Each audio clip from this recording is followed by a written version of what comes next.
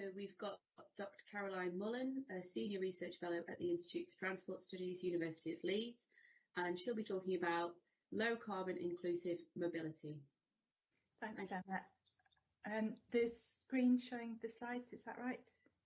Yes, yeah, I can see those. Okay, all right, so yeah, thanks very much for inviting me. I'm going to talk about why I think low carbon mobility should really be seen as the same thing as inclusive mobility, so we can bring inclusive mobility to the front of thinking about decarbonisation. And there's so much to say about this, so I'm just going to focus on a couple of points that have come out of recent research that we've been doing. So what I'm going to be focusing on is trying to understand conditions, some of those conditions that we're not so familiar with, which mean it's difficult or sometimes impossible, but very often just very, very difficult to participate in society without access to a car, or where people can participate, opportunities might be curtailed, and that can have quite far-reaching consequences. And this matters obviously for inclusion, but it also matters because it's a barrier to decarbonisation. It's a barrier to reducing car use. Sometimes it's a hidden barrier, so we're not seeing, we're trying to do things to encourage people to travel without a car, but there's these sort of forces created by the conditions that people are living in, which mean that's very, very difficult for them. So it can mean, as I said, a lack of participation for those that haven't got a car, but it can also mean that people will have a car, they'll keep a car, keep it running, even though they find it financially difficult. And there's quite a lot of evidence mounting about that. So as I said, we're going to be familiar with a lot of these conditions. So I'm sure you're all familiar with fragmented public transport. Even where we're thinking about shared transport, there's questions about where that operates, if it meets people's needs. There's the problem that mobility is really a barrier to mobility. So vehicular mobility is a barrier to active travel, and that's pretty well understood, I think, and certainly the first two talks today have shown that. There's also more and more evidence emerging about forced car ownership, and one study that's been done by a colleague of ours who's now in Dortmund but was at Leeds found a correlation between where people live and the sorts of transport conditions around there, so particularly availability of public transport and car ownership. And the thing that really brings to the sort of front of thinking just how profound this relationship is, that this isn't a relationship of choice. It's not just that people really want to own a car, but the evidence that it's forced car ownership rather than choice comes when we look at the incomes and the material deprivation of some people that will nevertheless have a car. So Julio did work looking across Europe, looking at a large lifestyle and living conditions study across Europe, and found a similar pattern in countries across Europe where you look at disposable income and you find that, okay, it's not a huge proportion, but a significant proportion of people that are in material deprivation, so that there's a standard for that, and it's to do with not being able to afford at least three of what considered basic things that you need for a decent standard of living, so things like being able to eat meat or a vegetarian equivalent once a week, that kind of thing. And for people that have that level of material deprivation, they nevertheless have a car.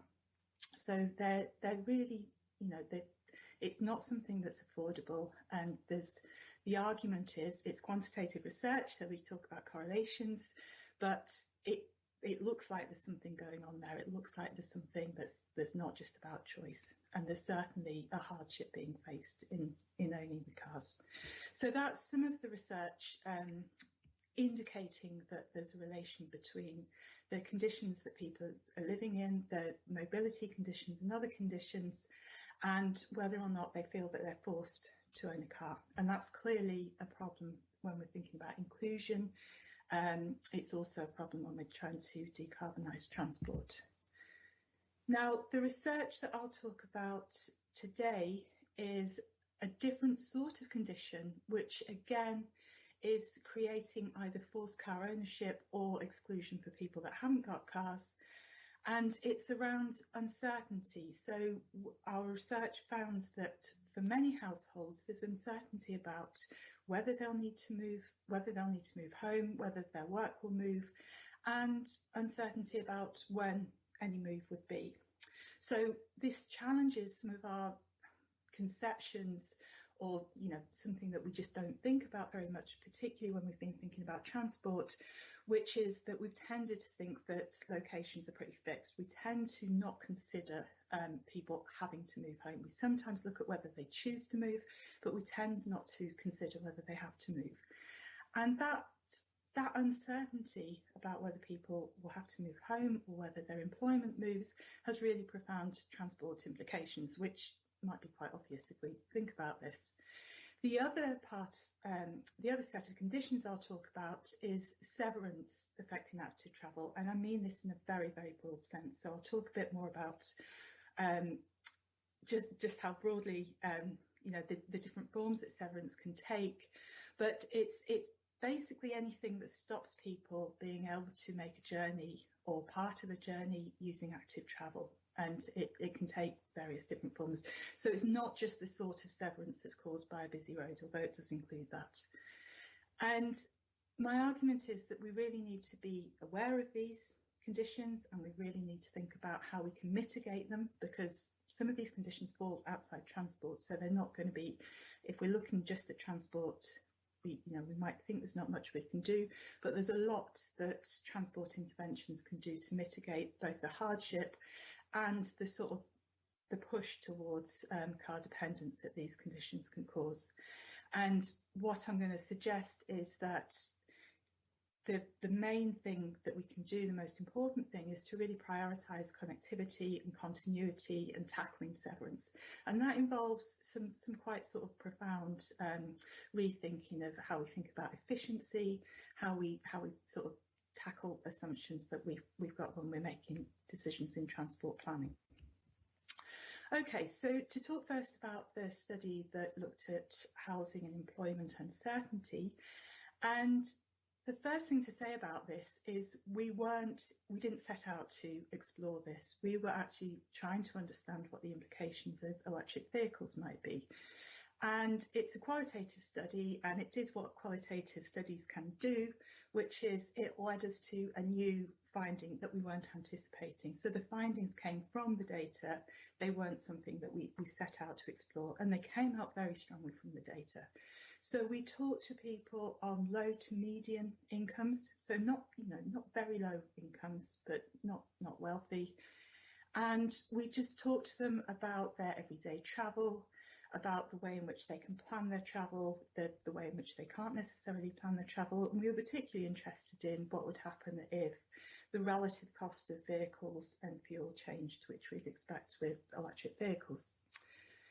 What we found was that for a large number of our participants, and remembering it's qualitative research, so it cannot be statistically representative. If we tried to make it statistically representative, we'd lose the value of that qualitative data. But for many of the people that we spoke to, there was uncertainty about either housing and employment, and it took lots and lots of forms, which I'll mention in the next slide. So the first thing to take from this is we need to rethink assumptions about how people decide where to move to, where to live, where to work, and how they think about travel in making that decision. Planning has tended to just sort of take this assumption that this is a consideration in choosing where to locate, and we do studies based on that assumption, and this really sort of challenges that assumption, and then challenges some of the provisions that we might put in place based on that assumption. We found that for some people it made owning a car a necessity, and we found real hardship in doing that. So people using all sorts of strategies to keep their car going, actually running out of food at the end of the month, having to go to friends and family for food, but just so that they could keep just enough money to keep their car going because they needed that for their lives. And it created some really profound hardships for people without a car, and some really sort of striking loss of opportunity because of the extra time that it took people to make the journeys that they had to make, or because they just couldn't make them at all. Okay, so to give you a sort of summary of the reasons for this uncertainty, and we sometimes talk about it as precarity, but it's not, it's not just precarity. So the reasons for people either not being sure when they'd have to move home or having to move home unexpectedly included no-fault evictions. That came through for quite a few people. And it's really important to keep in mind that once that's happened to someone, they don't forget about it. So if they move to another private rented home, they're very aware that that could happen again. Now, I know there's moves nationally to do something about what's called Section 21, and we'll see what happens with that. It did have a very striking impact on people. So they didn't feel secure, they didn't feel that they weren't going to have to move again. And for some of the people we spoke to, this had happened to them several times. Changes in social housing. So social housing was seen and is relatively secure, but changes sometimes happen. Some social housing might be taken down. Then what's offered to people might not be in the local area. There's different sorts of family circumstances that might mean the household doesn't map onto what the local authority can provide. So people might be, and in one case, someone was living with someone who's not a close blood relative, but they were a household, and the housing, the local housing authority couldn't offer them a house that would accommodate their needs. So they had to move a long way away. Repossession happened, and then just all sorts of different family breakdowns, relationship changes, sometimes people moving into family to help out, wanting to be close to other family members. So all sorts of reasons why people had to move. Then there was employers moving location. So people that had secured jobs that they really liked, would sometimes find that their employers wanted to relocate. They want to keep that job, they're therefore making a journey they certainly hadn't anticipated. And again, for some of the people we spoke to, this was happening several times. So employers do move around, and if they want to take the workforce with them, or the people that work for them want to stay with them, it means some very different journeys. And it could mean journeys that were made on foot were no longer possible on foot. And then for many people, as we might expect, there's short-term contracts, there's 0 hours contracts. People didn't necessarily know where they'd be working in the next week. They didn't know what hours they'd be working. And again, that's got a transport implication, because public transport services might stop in the evening, and people might be working hours that either straddle that or just don't map onto it at all. So there's many reasons, both long-term, very short-term, why people are facing this sort of uncertainty.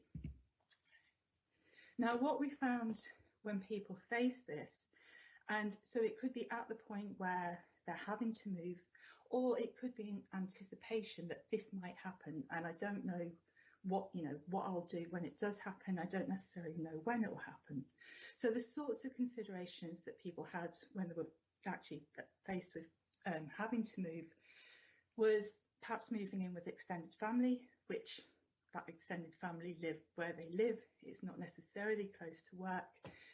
People often took what they could afford, or for instance, if social housing wasn't available, they might have to take private rented housing somewhere, where they could find something that was actually, they could pay the rent.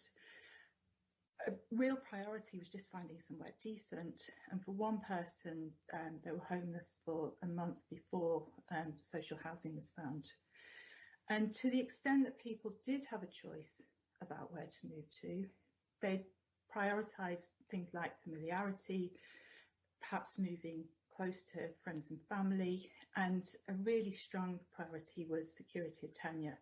And so particularly for some people, if they could get social housing, particularly if they come from insecure private rented housing, they were not going to move. And if that meant giving up job opportunities or making incredibly sort of complex journeys day to day, they would do that because having a secure home was what mattered to them. So in all of this, people weren't necessarily considering transport links. if they had a choice at all, it's not necessarily going to be the top of their considerations, and that's entirely reasonable. So the transport implications of this were that some people either decided to get a car, so quite a few people that didn't have a car when we spoke to them were planning to get one because they were struggling with this difficulty. Others had a car and they were really hanging on to it, and as I mentioned before, for some people this just really meant not having food at the end of the month, having to sort of, look to friends and family for food. Because security of tenure was so important, it could mean that people would tolerate having to make these really complex journeys or tolerate the loss of opportunities. So the security of tenure can't be overstated in this. And the journeys that people had to make as a result of this were often very complex. And if we looked at, you might think that, if someone was offered, a fantastic job, they might be willing to travel a couple of hours to get there. But for people that we spoke to, it could just mean the job that they had involved a very long journey after the forced move that they'd had to make.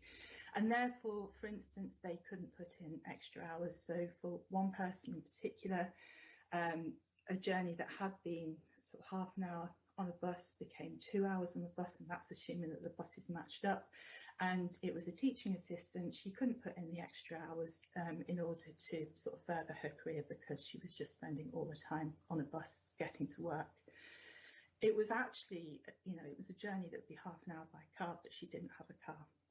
So these decisions to either prioritise security of tenure or to hang on to a car, they're rational decisions. They're not decisions, or they're not actions that we would expect people to make given the assumptions we've had in transport planning, but they are rational actions, and they're happening quite frequently, and they sort of manifest in very different ways. So there's not just sort of one, it's not just about Section 21s in the private rented sector, it's not just about 0 hours contracts. There's all sorts of reasons why people face these sorts of uncertainty. Now, it's clear from this that it's a combination. These are conditions that result from the interactions between the mobility system, housing policy, and not just location of housing, but regulation and provision of housing, and employment policy and practice. So it's not just the mobility system, but the mobility system changes to the mobility system can mitigate the sorts of hardship that these conditions present, and they can also reduce the tendency of these conditions to bring about car dependence. Okay, I want to go on to the next slide. Okay, so in terms of policy and in terms of the approach that we might take to mitigating this, the first thing to keep in mind is that people are making unexpected journeys. As I said, they're not necessarily the ones that we'd expect people to make if we just looked at where they lived and didn't consider how much choice they'd had about whether to live there. So if we're trying to match that to the sorts of journeys that they need to make and thinking about how that can be done without relying on cars, we might need to think more about providing public transport for those journeys that there are not high volumes of passengers that we wouldn't necessarily be expecting people to make, but looking at that connectivity across a whole area at different times and not just dropping off in the evening. But rather than thinking about the sort of volumes of people using each route, thinking about how that connectivity could make non-car journeys viable for a large number of people, or all of whom might be using routes that are not widely used. So partly it's about rethinking efficiency on public transport and perhaps also shared transport, but it's also, and what I'll focus on in the sort of final part of the talk, is a focus on severance for active travel. So as much as possible enabling people to make journeys on foot or by bike, whether that's linking to public transport, but removing those barriers that mean that journeys can't be made by active travel at all. And the reason for the particular focus on this is partly because of its importance in mitigating the travel problems and the problems of low carbon mobility that we see in association with uncertainty, but also because it's got much wider implications for the role that active travel can have in low carbon mobility, but also in inclusion. And quite a lot of this really speaks to Harriet's presentation. So much of what she was saying, particularly about walking, I think really resonates with some of the things that we've been finding. So I'm understanding Severance as the ability to move around safely, so on foot, by bike, using a wheelchair mobility scooter, but to be able to get from A to B without something stopping you, because that something stopping you can mean the whole journey can't be done. And as I said, it's a very, very broad understanding of Severance. So to just give a couple of examples of the sorts of things it can mean, it's obviously things like really poor infrastructure. People talked about dropped curbs before, cracked pavements. It can be things like not having a footway. So whether that's in a road with relatively low levels of traffic, or whether it's on roads that connect towns that are not too far from each other, that are certainly walkable, cyclable distances, but which are just not safe, and which just don't have a footway. And it can particularly mean things like this, which is again an example of a form of severance that means an entire route between two towns can't be done by people who can't navigate this on foot. And you can see from this that it becomes very, very narrow. If anyone can't manage steps, it's not something that can be, it's not something that they'll be able to get through. There's no footway on the other side. And it's something that people think, well, there's nothing that can be done about it. Not many people walk on that route, but it's actually, it barriers off that whole route. So that's the sort of level of sort of diversity of things that can mean a journey can't be made safely through active travel. So it's really quite diverse. Now, the reason for this focus on severance is particularly because it can be the difference between being able to do a journey with a car, without a car, and not being able to. So it speaks to low carbon mobility and to all the other reasons why we want to reduce car use. But also because of this really acute exclusion for people without a car. And Harriet made this point really well with people that are stuck in their home because the walking conditions are not, they can't navigate them. So it can be incredibly acute exclusion. It's the reason for focusing on walking is it's by no, it's nothing about any sort of exclusion of cycling, but again it's this point that walking risks being seen as a correlation. And I think again Harriet spoke to this point, that there's a perception that there's quite an active cycling lobby, but I also think that some of the documents on walking and cycling strategies, some of the research that's done tends to focus on cycling. So this isn't about excluding cycling, but it's about trying to bring walking up to that level and give it that attention. And I think with some of the forms of severance that we see for walking, they can be a bit overlooked, that we just don't really consider them because there's not that attention that cycling's been given. And cycling's been given quite rightly. It's not it's a levelling up rather than a levelling down. But walking is more inclusive. It should be given at least the same prominence as cycling. I'm not sure it's always getting that. Okay, so finally, what this means for mobility priorities. So much of this overlaps with other policy on walking and cycling, but I think this emphasis on taking away severance does require a change in some of the assumptions. So we get assumptions about nothing can be done. Particularly we get assumptions about, well, not many people are using that route. And I think that's a huge mistake. I think when we look across the number of places where that happens, we're actually excluding a large number of people. And if anything, pushing a large number of people into cars. So if we look at across the sum of places where severance could be tackled, it might actually have a large impact. It is this difference between a whole journey being able to be done without a car, and perhaps it being done with a car or not done at all, and where it's an important journey, that matters.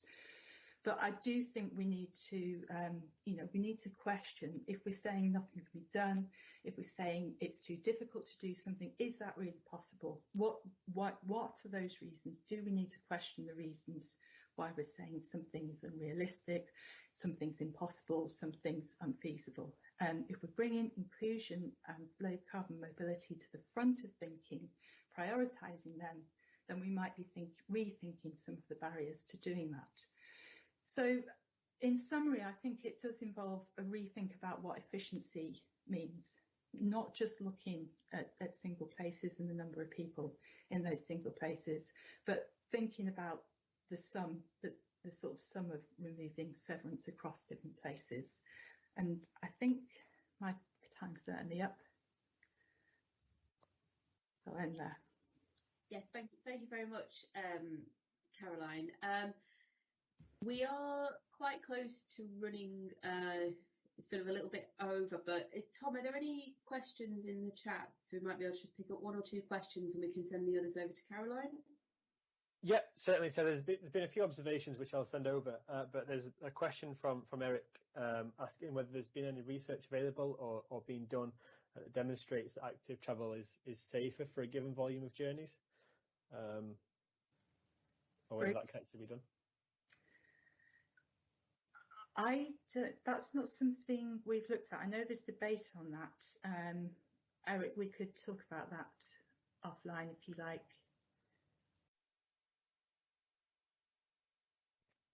I think, unfortunately, Tom Jarvis isn't around today, but he's looking to commission some work for Transport for the North, looking at health and wellbeing and its interaction with transport. So I think that will look into some of the aspects of safety, but also around broader health and wellbeing impact. So rather than, I guess, kind of a narrow focus of car safety versus walking or cycling safety, it will try to look at a broader picture of, are you healthier, etc., if you're not sat in your car, or walking or cycling. So I think there's a piece of TFN work there, which I'm sure we can present to this group once that research has been completed, and Tom Jarvis can provide more information when he's back.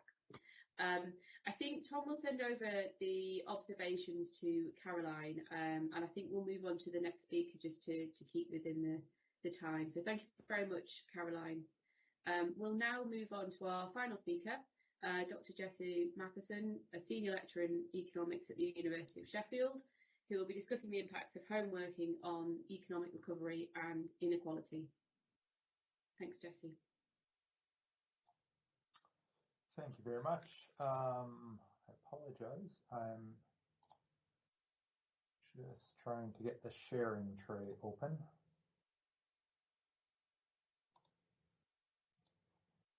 Which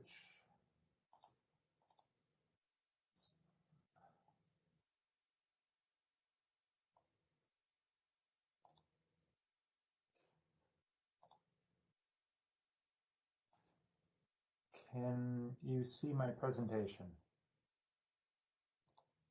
I can't yet. Oh, there we go. I can see a blue screen. See a blue screen? How about now? I can still see your camera. There we go. Yes, we can see it now. Thank you. Good. Okay, excellent. Well, thank you very much for having me, first of all. So what I'm going to talk about is going to be slightly different than the last few presentations, in that I'm not going to be talking about commuting routes or ways of commuting exactly. But what I will be talking about is something that will have big implications for how we think about the way people are going to be moving about cities, although I won't be talking about that exactly.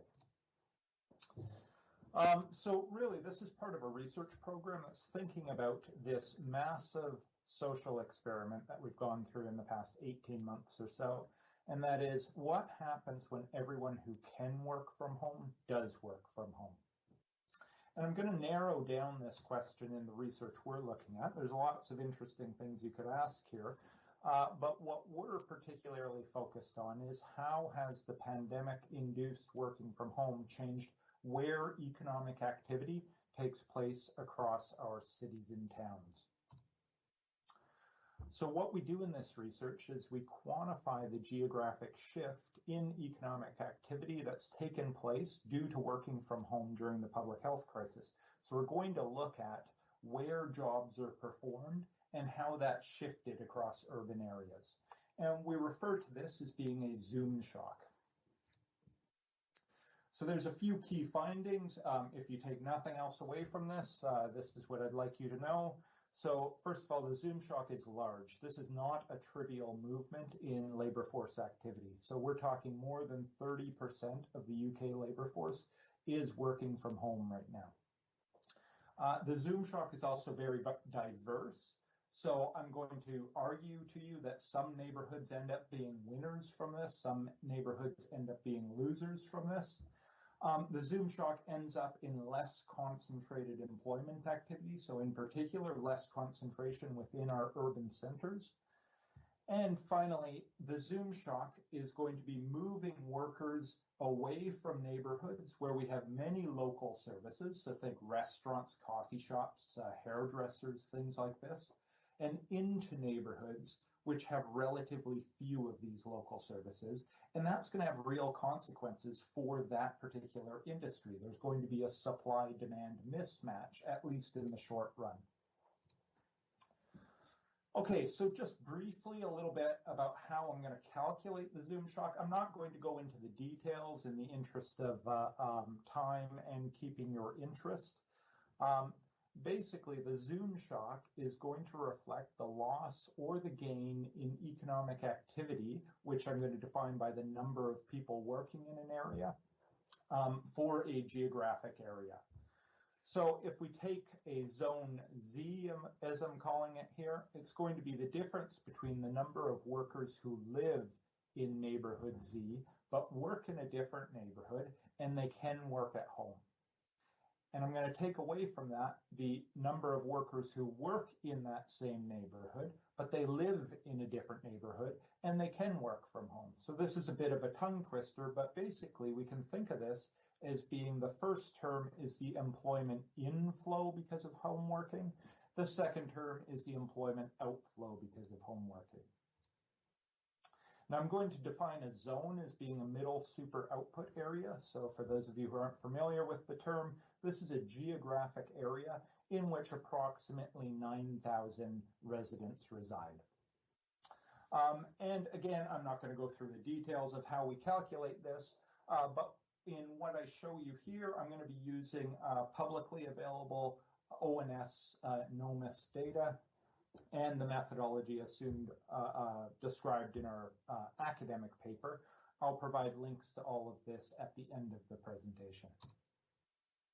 Okay, so I'm going to focus on Leeds for the first little bit to explain exactly what we're doing here. So here's a map of Leeds divided into the different middle super output areas. So the first question we want to ask is, well, where do people live in Leeds? So this is showing the percent distribution of residents across Leeds. And now this should look like kind of an uninteresting map.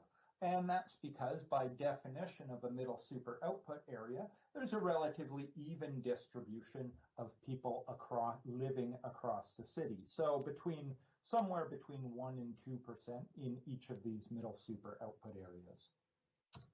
If we think, though, about where people work, so this is the pre-COVID distribution of employment, it's a slightly different story. So most middle super output areas have less, in fact, far less than 1% of employment activity taking place.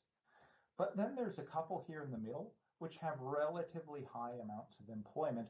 And this one here right in the center, so Leeds city center, has about 20% of all the employment within the city of Leeds.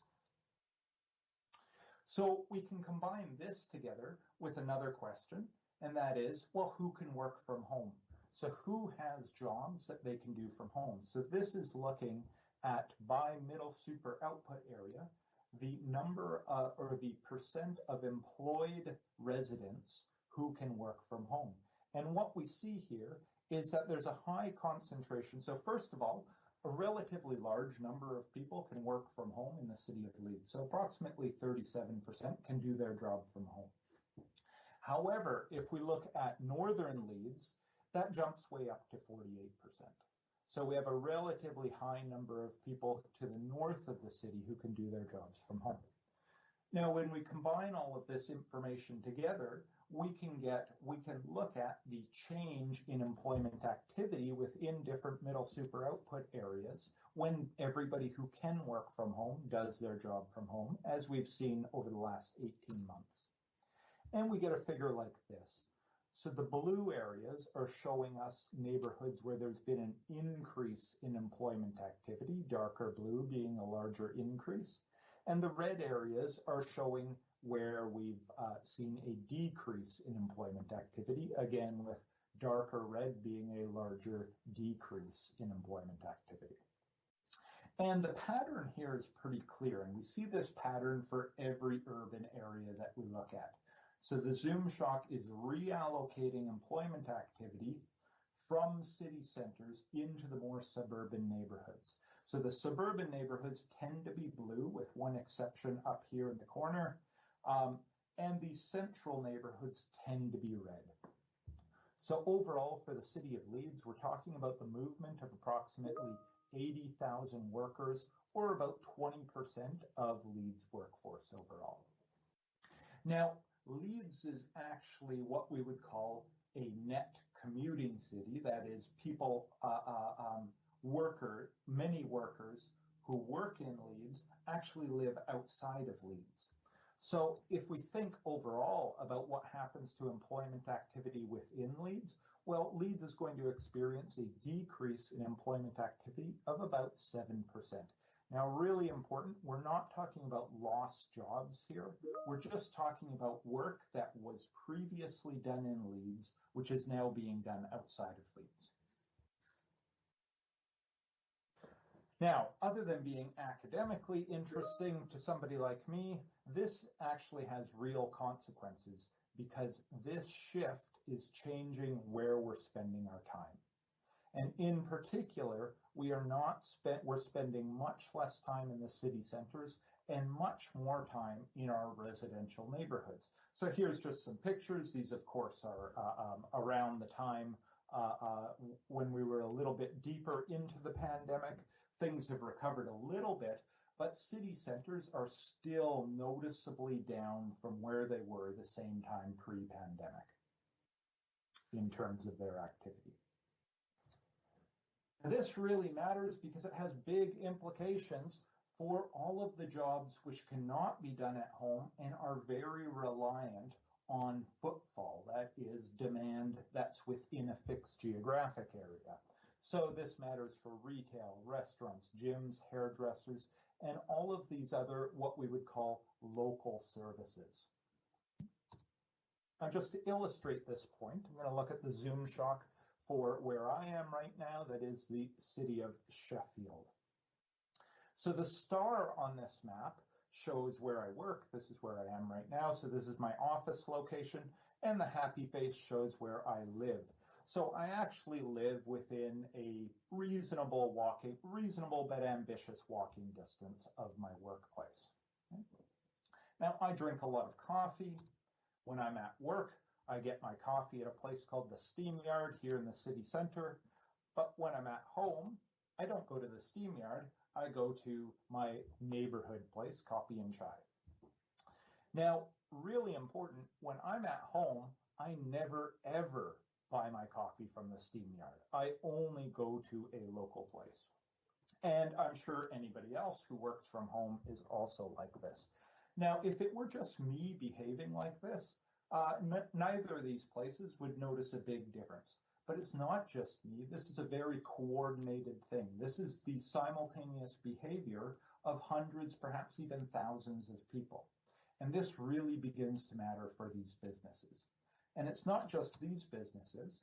It's all of the retail and hospitalities that we see in both of these neighborhoods. So what we can see here, so this map to the right is showing the distribution of retail and hospitality floor space within Sheffield. And if you compare the two maps here, what we can see is the areas where we see a red Zoom shock, that is a negative Zoom shock. These are also the neighborhoods where we see the highest density of retail and hospitality floor space, shown by the darker red areas here. Okay. So the decrease in employment activity is happening exactly where there's the most retail and hospitality space, and it's going to neighborhoods where there's the least retail and hospitality floor space. So we can think about the neighborhoods where these businesses are going to benefit and where they're going to be the losers, for lack of a better term. So this just shows the retail and hospitality floor space again, only now what I've done is I've colored red areas which are going to experience a demand or a footfall decrease, and blue the areas which are going to experience a decrease. And again, darker shades indicate a higher density of retail and hospitality floor space. And as I've said, the areas where we see the most retail and hospitality floor space are the red areas. But there are some neighborhoods, so think about these neighborhood high streets that we have, which are really going to benefit, and they are experiencing the benefit of that. So anecdotally, the coffee shop that I go to when I work from home, this was a coffee shop that opened during the pandemic, and it's doing very well right now. Whereas the coffee shop that I would go to normally when I'm working from the office is showing signs of struggling a little bit. Okay, so we can begin to think about, well, how do we measure the actual effect of this Zoom shock? Well, there is a period in which the Zoom shock restrictions were lockdown restrictions were lifted during the pandemic. So if we think about the period July to November of 2020, when the UK, for the most part, lifted lockdown restrictions, and in fact, even encouraged people to get back into restaurants and coffee shops with programs like the Eat Out to Help Out program. So what's really important is if we look at the data, actually very few office workers went back to the office. Most office workers continued to work from home during that period. So what we can do is we can use Google mobility data, which many of you are probably familiar with, to look at the correlation between retail and hospitality activity for different local authorities and the aggregate Zoom shock that was experienced by that local authority. So was the local authority did they gain employment or did they lose employment, like in the Leeds example that we looked at?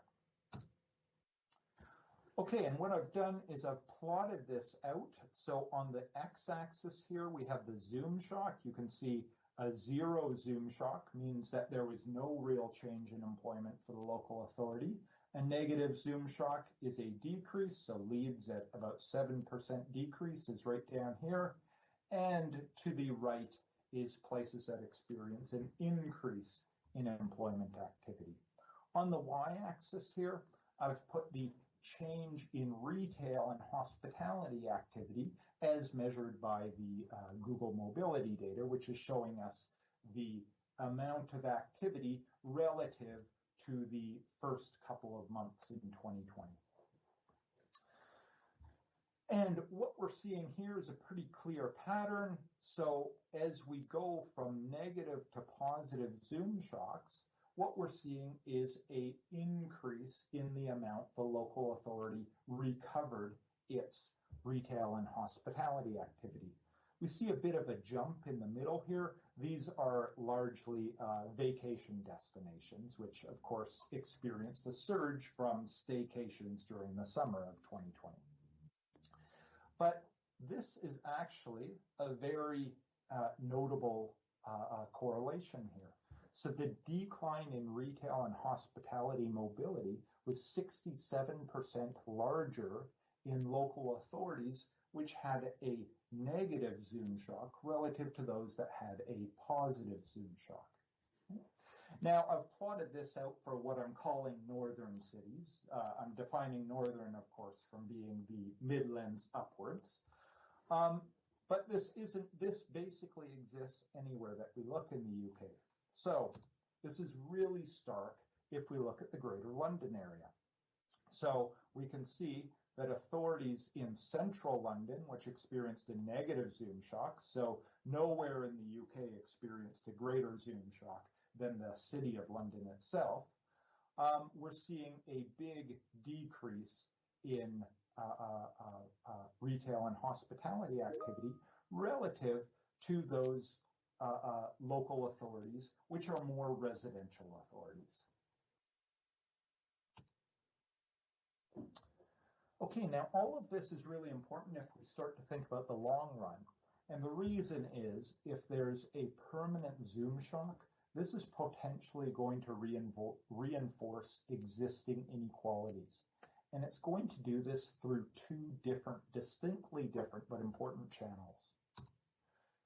So the first is, well, just because these industries which cannot be done at home and which are very reliant on highly localized footfall, so think the local services, the coffee shops, but also arts and entertainment, retail, things like this. These all tend to be relatively low-paid industries compared to the industries which are relatively unaffected. So here in this diagram, so this is using labor force survey data, so what we're showing is the average hourly pay in 2019 plotted against how much of the work in these industries can be done from home. So relatively high paid industries such as information communication or finance and insurance, they can relatively large amounts of work can be done from home in these industries. And this makes them very resilient, as we've seen over the past 18 months. Whereas, of course, accommodation and food service, which has really suffered the most in terms of an overall industry because of the pandemic, this also tends to be where wages are the lowest. And of course, the least amount of work can be done from home in this industry. So that's the first channel. The second channel is because, well, there's actually a really strong correlation between the amount of work that can be done from home within a neighborhood and the level of deprivation of that neighborhood. And this is really happening through the type of employment that's done in different neighborhoods. So, but the correlation is really stark. And no matter how we carve up the data, we end up with a picture that looks something like this. So you can see in the most affluent neighborhoods to the left of the diagram here, almost 50% of all work can be done from home. Whereas in the least affluent neighborhoods, or the most deprived neighborhoods, less than 25%. So there's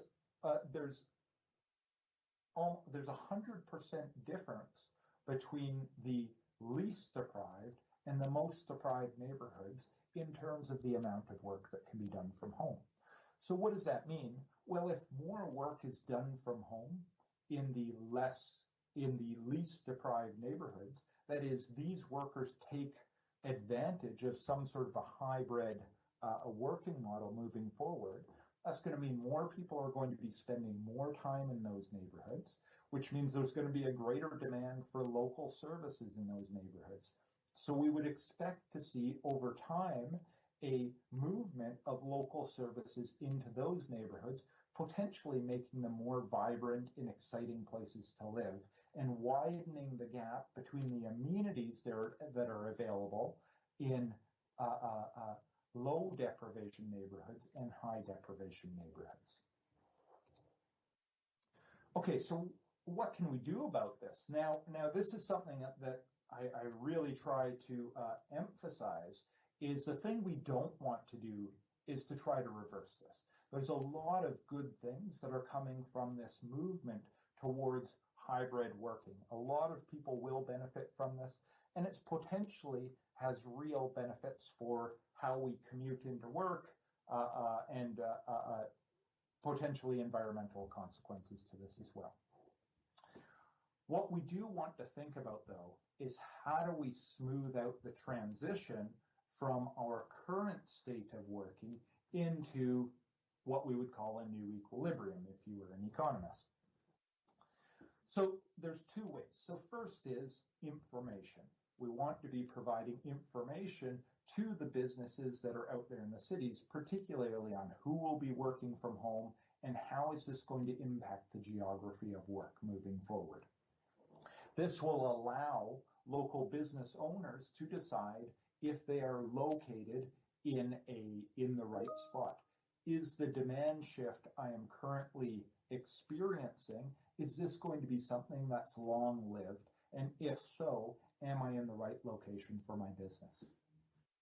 The second thing that we want to think about is making sure that policies around the use of infrastructure are flexible and allow us to change for whatever is coming in the future.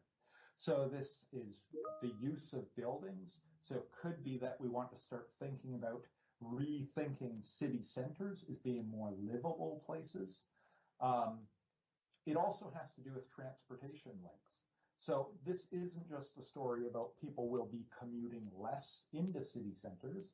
It's potentially down the road, if these local services do relocate, we need to think about, well, how do we get the workers from those local services to the new places where the demand is? And do we need to rethink transportation links for that, for the new normal, we could say. Okay, so that's what we've done so far. Now this is part of a larger ongoing research project. And what we have coming out in the very near future here is we've been using survey evidence to calculate a few key things. So we've been using a survey that's been collected since the beginning of the year, which is getting at how much work is going to be done in the future and what types of people will be working. So in particular, this is going to allow us to ask and answer with a reasonable degree of precision, well, who is it who will be working from home in the future, and how much of this work will be done from home? And really importantly, we can begin to calculate, well, how much will this affect neighborhood spending on local services? So we can know how much commuters are spending when they're at work and how important that commuter spending is across different neighborhoods. So that's going to allow us to back out the effect that the Zoom shock will have on actual demand or cash flows in the neighborhood. So the next part of this research program that we are looking at is answering the question, well, over time, can we expect supply to follow demand, and how quickly will that happen? So as I showed you before, part of the problem with the Zoom shock is it's reallocating demand and footfall to neighborhoods where the infrastructure is just not in place. So there's much less density of retail and floor space. And that can be a problem for how quickly retail and hospitality can follow the demand, can move into these new neighborhoods. So this is something that we're really trying to think through, to think how much potential demand could go unrealized in terms of overall market exchange. That's important because that translates into lost jobs. So keep your eye out for this. Feel free to contact me in a few weeks, and I'd be happy to update you on how this work is going. Okay, so as I said, this is part of a larger research program with my colleagues Johnny DeFraya at the University of Nottingham and James Rocky at the University of Birmingham. So my email address is right here. Feel free to contact me if you have any questions or would like to be updated on how things are going. There's a link to the paper. Of course, if you Google the word Zoom shock, if you forget all of this information, you'll be taken fairly directly to all of this information. We also have access to the data that was used in this presentation through UK Data Services, or if you'd rather just go straight to maps, there's a Zoom shock dashboard, which is hosted by Metro Dynamics. And of course, this research was funded through UKRI's Economics and Social Research Council program through the COVID Rapid Response Program. So thank you very much, and I will leave it there. Thank you very much, Jesse. Yeah, as someone living in Sheffield, but on the other side of the city, when you say about buying coffee, there's no coffee shops around where I live, so it's quite interesting. Tragic. No, I think there's a third element to this is obviously you said there's not all the services in all of the places, so people may not actually spend, so that's kind of a lost spend rather than spending in town, whether that's in Sheffield city centre or Manchester where my office is based. It's kind of a lost pound. I guess for us it's a saving, but like you say, for the economy it means it's loss of jobs and that loss of retail space. And I think for me, we've obviously been thinking about this from a transport point of view as well, because there's been quite a focus in the transport planning and cost benefit analysis and appraisal around agglomeration and a clear agglomeration narrative. So all of this work is really interesting to understand what does that mean going forwards, what does that mean for business cases and transport infrastructure, and like you say, that flexibility. So really, really fascinating talk. I'll open it out to the questions just for a couple of minutes so we can wrap up at 2 o'clock, and any further questions we'll send on to you via email. Tom, have you got the questions to hand? Yes, there's been a lot of interest, so thanks, Jesse, that was really interesting. Just a couple to start off really quickly then. Somebody's asked whether there's any evidence around potential long-term population changes in cities, so I guess people moving to more rural areas from the cities, and I guess following on into that, what that means for commuting if people are commuting longer distances but fewer days per week. And someone also has asked around what Emma's just mentioned around sort of people not spending on coffee, people saving up that money and maybe spending on something completely different, such as a holiday in different areas, and just people really interested in hearing your thoughts on those.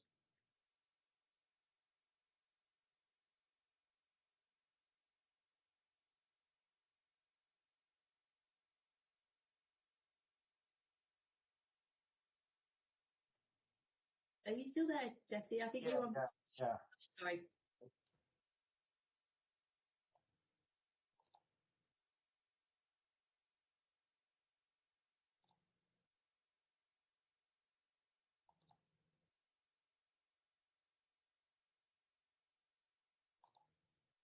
Sorry.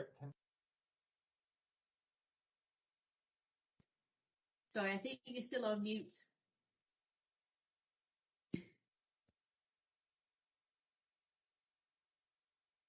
Okay, can you hear me now? Yes. Yep. Sorry, it's being funny about letting me unmute.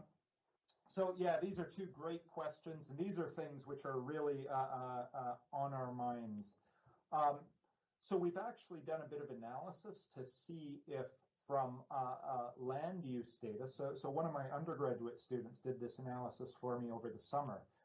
So for the land or the land registries data that we have access to currently, can we see any evidence of people relocating? I would say so far the answer appears to be no, but there is an awful lot of anecdotal evidence. And I think part of the problem is employers and employees haven't quite come to this negotiation yet as to what the standard is going to be. We're seeing this a lot more in the United States. So some of the big companies have already established their stance on this. So in particular, the big Silicon Valley companies like Facebook, Dropbox, and all of these. And we are starting to see a movement of employees from very expensive areas like San Francisco into less expensive areas.